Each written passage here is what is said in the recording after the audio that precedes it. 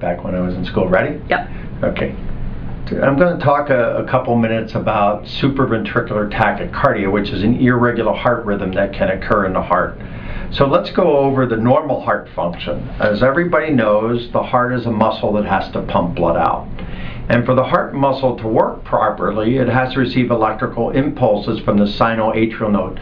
That's the battery of the heart. It's like for your car engine to work, it has to receive electrical impulses from the battery. Well, normally what happens is that this battery propagates electrical impulses to the bottom of the heart so the heart muscle squeezes out blood. That's how the heart works. In some patients, they may have some extra electrical tissue outside the normal electrical tissue in the heart. The problem with this tissue, and you're born with this, is that it can conduct electricity very rapidly.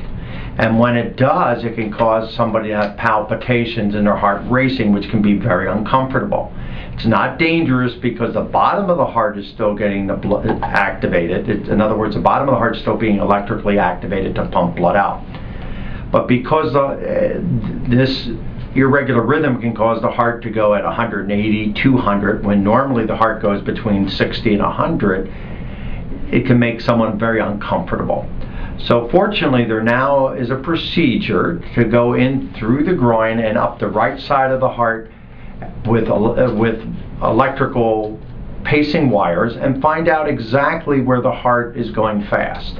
And then apply high-frequency radio waves to that area to abolish that electrical pathway. So in other words, they'll abolish the abnormal electrical pathway, and then the normal electrical tissue is left intact so the person does well. So in other words, they'll be able to conduct electricity down the normal pathway fine, but not the abnormal or fast pathway.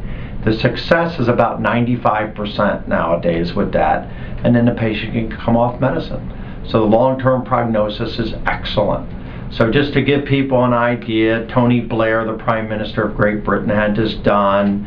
A number of athletes have had this done because this can be very bothersome, especially if this would occur while you're participating in a sport.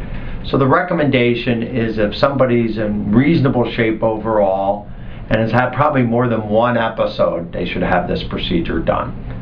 And that's what we recommend to patients now, and this is a dramatic improvement over the last 10 to 20 years in this procedure. Thank you. Oh, you're